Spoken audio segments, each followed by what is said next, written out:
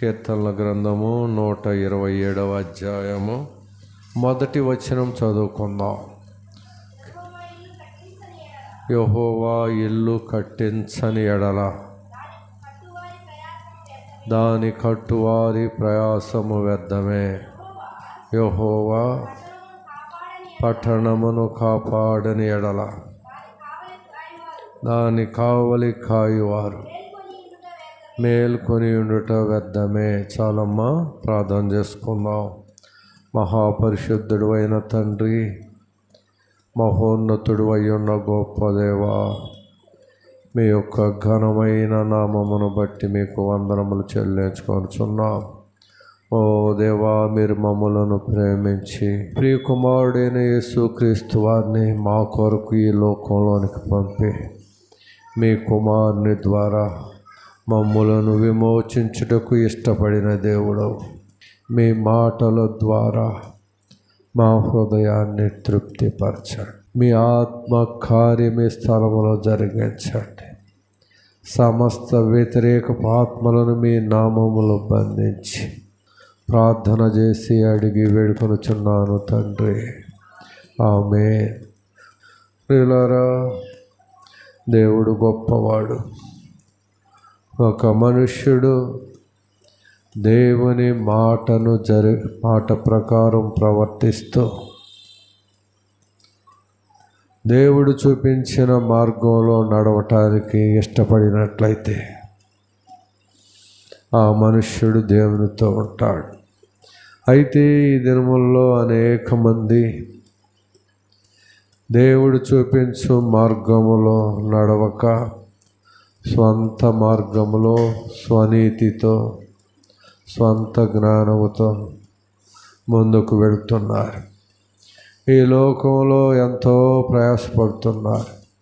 అయితే మనుష్యులకు అర్థము కావటములా ఈ లోక ప్రయాస అంత వ్యర్థం. ఇర్మీయా గ్రంథము 51వ అధ్యాయమున రాయబడింది, ప్రజలు ప్రయాసపడుదురు కానీ అగ్ని పాలవటానికే ప్రయాసపడుచున్నారు. సహోదరి సహోదరుడా, దేవుడు లేకుండా నీవు నేను ఎంత ప్రయాసపడినా నీ జీవితంలో వర్ధిల్లలేవు. అందువల్లనే భక్తుడు సెలవిచ్చినాడు, యెహోవా ఇల్లు కట్టించని ఎడల దాని కట్టువారి ప్రయాసము వ్యర్థమే. యెహోవా పట్టణమును కాపాడని ఎడల దాన్ని కావలి కాయువారు మేల్కొని ఉండుట వ్యర్థం.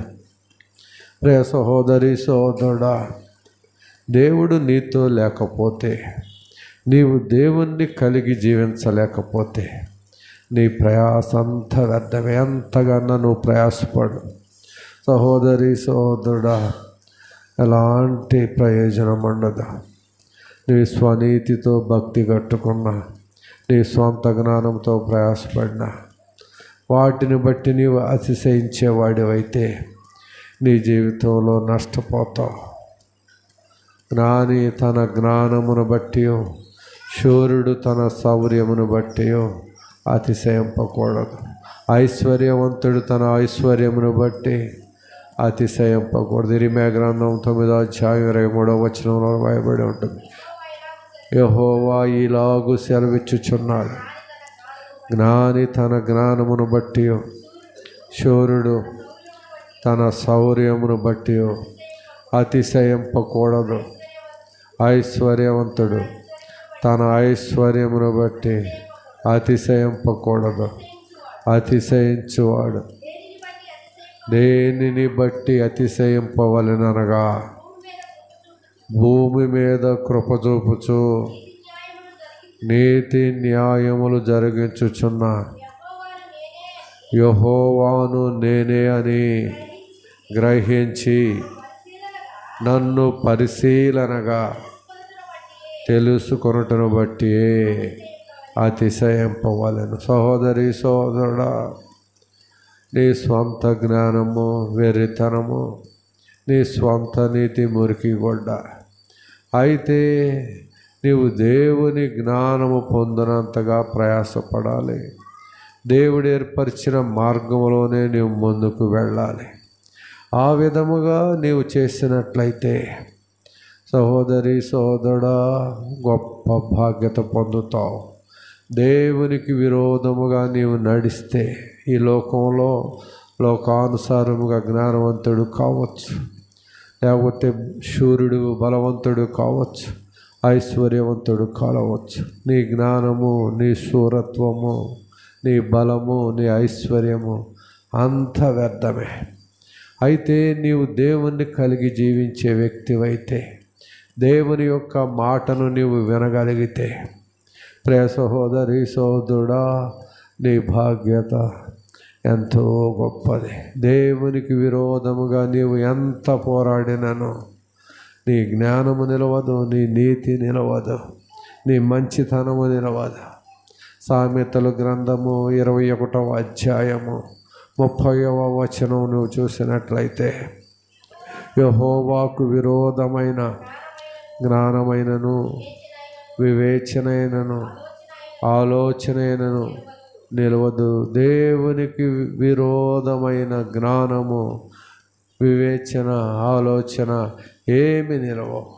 అయితే ఒక మనుష్యుడు దేవుని కలిగి జీవిస్తే సహోదరి సోదరుడా గొప్ప భాగ్యత పొందుతాడు. యెహోవా ఇల్లు కట్టించని ఎడల దాని కట్టువారి ప్రయాసము వ్యర్థమే. యెహోవా పట్టణమును కాపాడని ఎడల దాన్ని కావలి కాయువారు మేల్కొని ఉండుట వ్యర్థమే. సహోదరి సహోదరుడా నీది నాది సొంత ప్రయాస అంత వ్యర్థమే. అయితే దేవుణ్ణి కలిగి నీవు జీవించే వ్యక్తివైతే, ఆయనతో సహవాసం చేయటానికి ఇష్టపడితే, దేవుని యొక్క వాక్యం విన్న నీకు గ్రహింపు నీ హృదయంలో పుడితే, సహోదరి సహోదరుడా వాక్య ప్రకారం నీవు ప్రవర్తించగలిగితే, అనగా నీ స్వభావం అంతటిని తీసివేసుకుని ఆయన వైపు చూడగలిగితే గొప్ప